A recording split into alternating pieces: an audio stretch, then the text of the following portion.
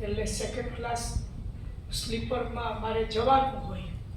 પણ સિદ્ધાર્થ અને સચિન તો ફ્લાઇટમાં આવ્યા, પણ કિરણભાઈ, શરદ સ્માર્ટ, હું, કૌસ્તુભ, કિરણભાઈના એક મિત્ર અને 5-6 જણાએ નક્કી કર્યું કે એ લોકો તો સેકન્ડ એસીમાં જવાના હતા. હું ને કૌસ્તુભ પર ડિફરન્સ આપીને અમે સેકન્ડ એસીમાં ગયા. એટલે 5-6નું કોઈ કવર તો મળવાનું જ નહોતું.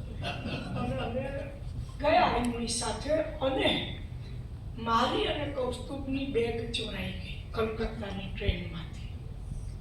અમને સવારે આ લોકો લેવા આવ્યા, ઓર્ગેનાઇઝરોને, અમારી પાસે કશું જ નહીં. અને ત્યાં ઉતારા પર ગયા અને પછી અમે 2 જણા ટૂથપેસ્ટ ને ટૂથબ્રશ ખરીદવા નીકળ્યા.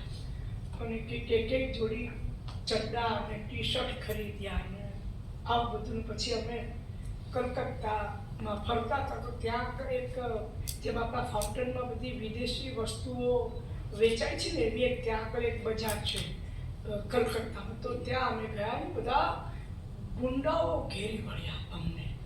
કંઈક અમે ભાવતાલ કર્યો હશે, પછી કંઈક નહીં ચાલ્યું તો મૂકી દીધું. તે કૈસે કૈસે રખ દિયા, वो तो भी खरीदना पड़ेगा, પૈસા માંગવા લાગ્યા.